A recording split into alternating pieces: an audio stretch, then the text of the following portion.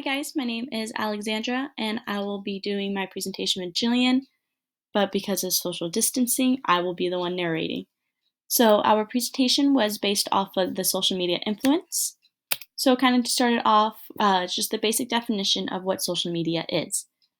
So the basic definition is that it's applications which focuses on communication, community-based input, interaction, as well as content sharing and collaboration.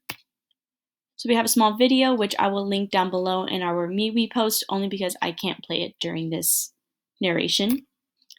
So kind of to start off is I wanted to look up exactly how many social media platforms there are, and it turned out to be a little harder to track down an exact number. I kept finding numbers from anywhere in the hundreds to even the thousands, and it's just crazy to see how many are coming out almost every single year. Like one of the newest ones is TikTok. I am personally obsessed with that. But so kind of like the 7 most popular social media platforms out there, which I guarantee we all have either used or still use. And those are Facebook, Twitter, LinkedIn, Instagram, Snapchat, Pinterest, and also Reddit. So to kind of break it down, I want to see how many people are on social media, and the numbers to me, I was a little shocked. I thought it was going to be less than this, but apparently not. So it said about 3.5 billion people are social media users, which kind of equals to almost half the world population. And out of that number, 90.4 users are millennials, 77.5 users are Gen X, and then 48.2 users are baby boomers. And then out of those numbers as well, 91% of those users access social media through mobile devices, and it just kind of shows how easy it is to get in touch with something at the tip of your fingers. And so then I continue to talk about how often people spend on social media, and on average, it said about 3 hours a day. And to break it up, I was even able to look it up by continent. So for North America, it said 2 hours and 6 minutes. South America was 3 hours and 24 minutes. Africa was 3 hours and 10 minutes. Europe was 1 hour and 15 minutes. And then Asia was 2 hours and 16 minutes. I wanted to look up how my daily use of social media, so I went on my screen time on my phone. It was a little embarrassing. It said that I spent about 6 hours a day on social media, so I'm definitely going to try to cut that number in half. But so on to the next slide. So common uses originally started off as a way to interact with family and friends, and then later was adopted by businesses as a way to kind of reach out to customers and potential new employees. And it's also a way to do using different marketing strategies, building the brand, and even bringing influencers involved, which guarantee we have seen some sort of ad on Instagram of a new influencer promoting whatever product there is right now. I've been seeing a lot of tanning oils. And then it's also a way for customers to even reach out to the companies and talk about their customer experience, which a great example of that would be Yelp. And so then talk about the positive influence of social media. One, it brings us closer together. It helps us find commonalities, making friends a whole lot easier, and it makes the world feel that much more smaller. And then, as I talked about earlier, different business strategies such as potentially finding new employees and even customer reviews. Potential new employees, it's a easy way to bring LinkedIn involved. It's a way to kind of have a living resume updating as you go, and it's just other ways for employers to see what you've done and your different connections of who you've met. So it's almost like a way, instead of writing on your resume your references, that's all on that one page. And then customer reviews, again, like I said with Yelp, it's a way for businesses to see ways that they could improve or what they could keep doing with their business. And it's also a way to raise social awareness and kindness as well as speedy communication. So continuing off of positive influences, it's also a way to leave a positive digital footprint. It's an opportunity for open communication for parents. Parents, you could easily follow your child on social media, or, I mean, for my parents, they have made fake friend accounts so that their child won't, or so my sisters won't know exactly who's following them and seeing if they are being safe on the internet.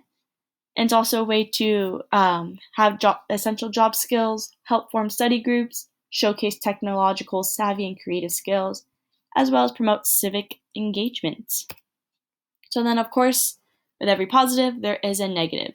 So, negative side of social media, there's a ton. It could lead to higher anxiety, higher levels of depression, poor sleep quality, dissatisfied with their body image, cyberbullying, time management, social isolation, FOMO, which is the fear of missing out, and or unrealistic expectations, as well as just a general addiction.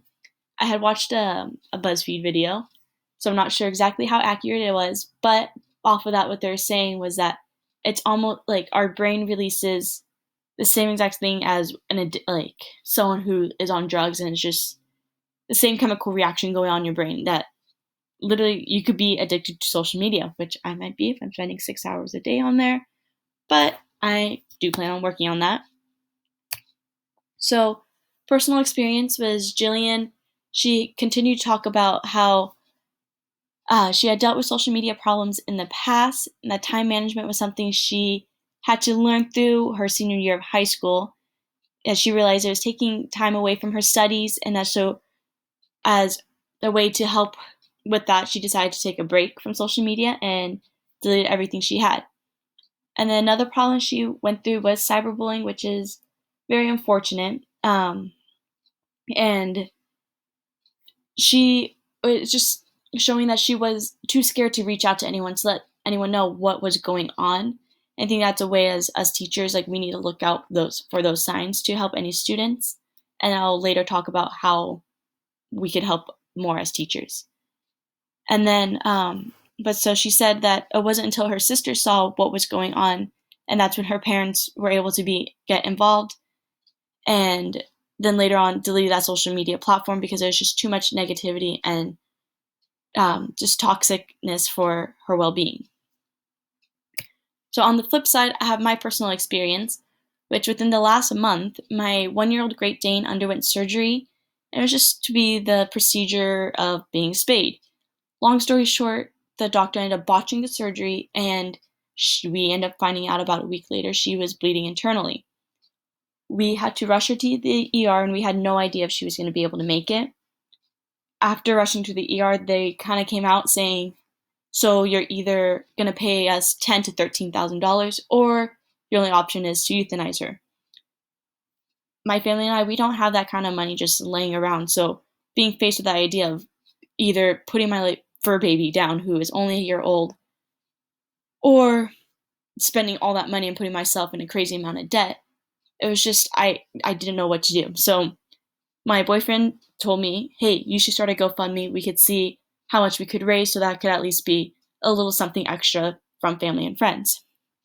Through that, I not only raised a little more than half of our goal, but we actually found other vets who connected us and connected us within the area, and we were able to get the same exact surgery the other vet who was going to charge us $10,000 to $13,000 for a quarter of the price. Plus, they offered us free checkups with labs and even helped with our blood transfusion, which was the more expensive part of this whole thing. And they had been so incredibly kind and helpful with us. And we took my dog Wendy last week to get her staples removed, and the vets were just so excited to see her personality come through. Because when they first met her, she really had only a 50% chance of surviving, and now being told she made a full recovery was just the greatest thing. And if it wasn't for this GoFundMe, I don't think we would have been able to find the vets that we did. And so it's just a huge thank you to this GroupMe and everyone, or this GoFundMe, and to help and everyone who helped donate. And so, as I said earlier, I was going to mention about ways as teachers, as how we could help. And so I was thinking of ways like in computer lab, teachers could dedicate a lesson to teaching internet etiquette, which includes polite conversations and clean posts, which is the basic quote of if you won't say it in person, then don't say it at all. Or if you won't do this in public, don't post it.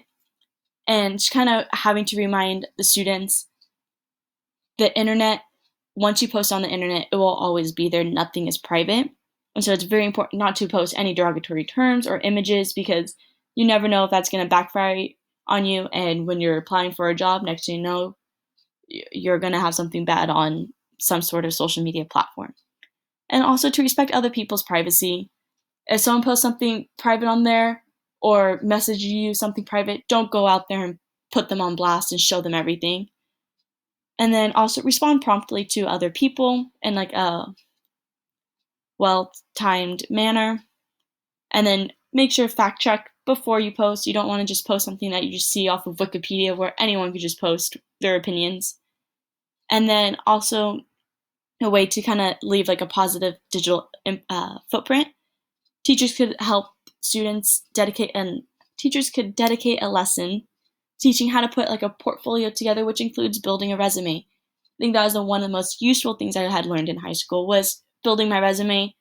I still personally have my high school resume, and I have kind of kept that same structure, and that has helped me today get the jobs that I have, or get the job I have today.